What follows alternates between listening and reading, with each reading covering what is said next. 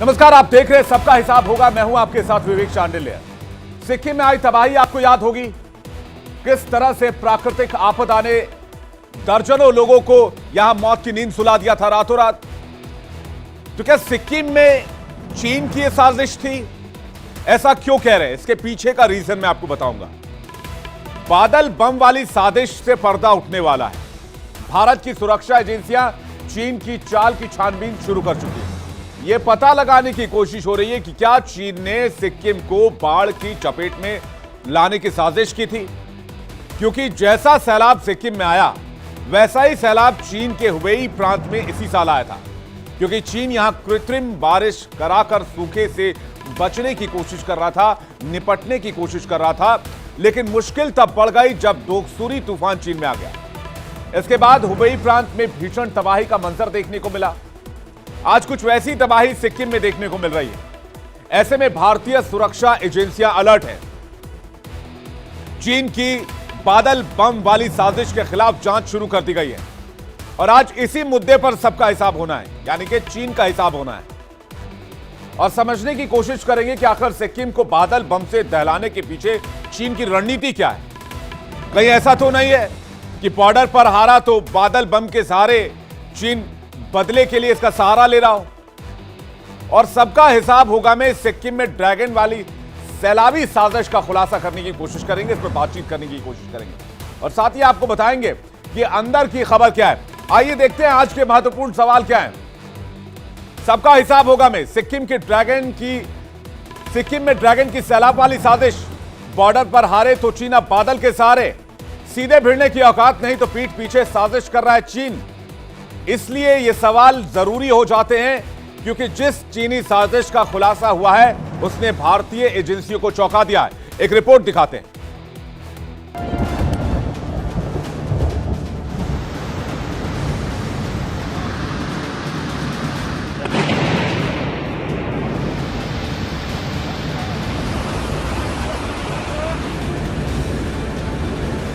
सिक्किम में कयामत, चीन की साजिश।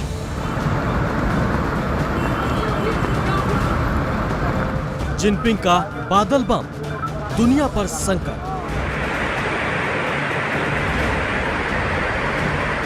ड्रैगन का डर्टी गेम, क्लाउड सीडिंग का खेल।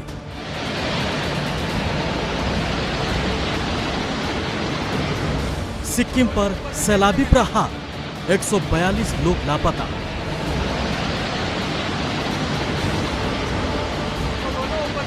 सड़क तोड़ सैलाब, शहर के शहर तबाह।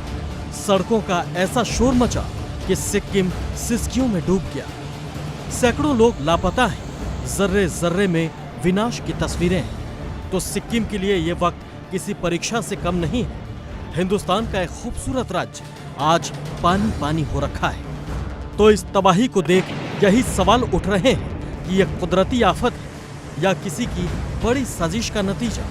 क्योंकि सिक्किम में बादल फटने की घटना जिस जगह पर हुई है वो 5000 मीटर से ज्यादा की ऊंचाई पर मौजूद है और वैज्ञानिक मानते हैं कि इतनी ऊंचाई पर बादल फटने की घटना ना के बराबर होती है। सिक्किम पर आसमान टूट गया है तो शक हिंदुस्तान के सबसे बड़े दुश्मन चीन पर गहरा रहा है। इसकी भी अपनी कई सारी वजह है।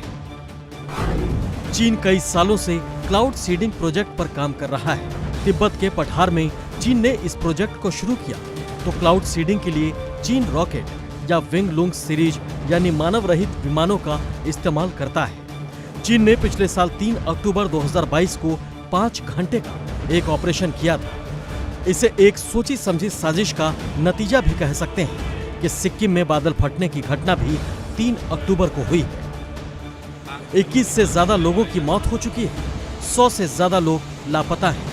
इस आशंका के बाद अब भारतीय सुरक्षा एजेंसियों का शक गहराता जा रहा है। इस तबाही को देखते हुए चीनी साजिश के एंगल से जांच हो रही है।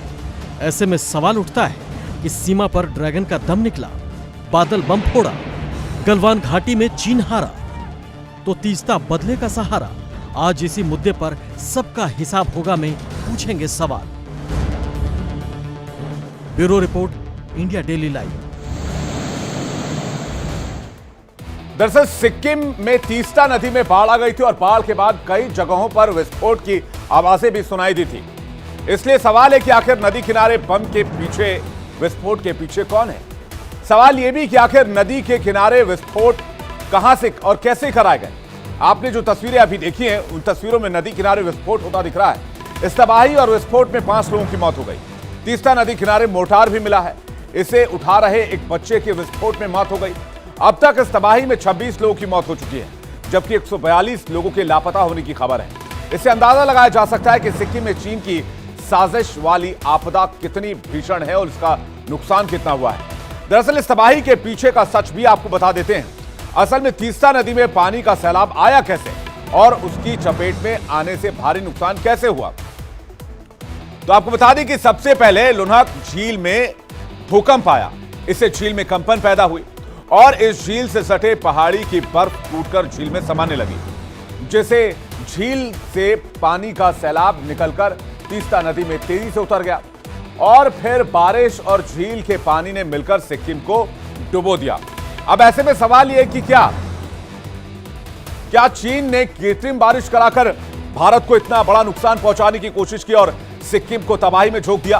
क्या चीन ने हार का बदला लेने के लिए ऐसी साजिश की है, क्योंकि फ्रंट टू फ्रंट वॉर नहीं करना चाहता और इसलिए पीछे से, वैसे भी चीन की आदत रही है कि वो हमेशा पीछे से वार करता है, क्योंकि कहा यह जाता है कि लोहनक झील में बर्फ टूटने से सैलाब आया, जिसकी वजह से तीस्ता नदी में बाढ़ आई और उसकी चपेट में आकर सिक्किम में कई लोग डूब गए। उसमें सेना के कैंप से लेकर गाड़ियां तक बह गई, जवान भी बह गए। इस साजिश के पीछे की जांच अब शुरू कर दी गई है ताकि चीन के बादल बम से सिक्किम में तबाही की जो ये साजिश है, इससे पर्दा उठाया जा सके। चीन की बादल बम वाली साजिश की आशंका को इसलिए भी बल मिलता है क्योंकि इसके पीछे कुछ थ्योरी भी सामने है, वो भी आपको बताते हैं। सिक्किम में तबाही के पीछे चीन कैसे है। थ्योरी नंबर 1, क्लाउड सीडिंग वाली चीनी साजिश, इसे बताया जा रहा है और क्लाउड सीडिंग करने में चीन माहिर है। यानी क्लाउड सीडिंग को मैं आसान भाषा में आपको बताऊं तो बादल में कुछ गैस फिट करते हैं और उससे आसानी से बारिश कराई जा सकती है किसी भी इलाके में, और चीन लंबे समय से इस प्रोजेक्ट पर काम करता रहा है। थ्योरी नंबर 2, चीन के बारूदी बादल से ही विनाश आया। चीन ने कृत्रिम बारिश कराई, उसके बाद झील पर प्रेशर बढ़ा, झील पर प्रेशर बढ़ने के बाद झील फटा और सिक्किम में तबाही हुई और इसी बादल से विनाश हुआ। थ्योरी नंबर 3 यह है कि हुबेई में चीन ऐसा पहले कर चुका है और वहां पर चीन बाढ़ झेल चुका है। ये 3 थ्योरी है, लेकिन इससे पहले आपको बता दें कि चीन इसका अंजाम खुद भुगत चुका है। चीन के हुबेई प्रांत में बाढ़ भीषण आया था क्योंकि चीन ने यहां कृत्रिम बारिश कराई थी। 2 तस्वीरें आपको दिखाते हैं। एक तस्वीर 2021-22 के हुबेई प्रांत की है, जहां सूखे की मार से चीन की नदी सूख रही थी। तो दूसरी तस्वीर जो है वो देखिए, ये अगर आप देखेंगे तो एक तरफ ये सूखी आपको ये इमारत नजर आएगी, यहां सूखा पड़ा हुआ था। अगर आप उस तरफ देखेंगे तो दूसरी तस्वीर में बाढ़ से हाहाकार दिख रही है और इसे ही हम क्लाउड सीडिंग का तबाही कह रहे हैं, बादलों की तबाही कह रहे हैं। चीन भी बादल का शिकार हो चुका है, जिसकी तस्वीरें अभी हमने आपको दिखाई। 2023 में बाढ़ से हाहाकार, उससे पहले 2014 में सूखे की मार। चीन हुबेई शहर में कृत्रिम बारिश करा चुका है। यांगजी नदी में पानी के लिए इसने कृत्रिम बारिश कराई थी और इस समय बारिश के समय चीन में डोकसुरी तूफान आ गया था। इसलिए चीन पर शक है कि उसने जानबूझकर सिक्किम को तबाही के दलदल में धकेला और इस साजिश का पर्दाफाश करने के लिए भारतीय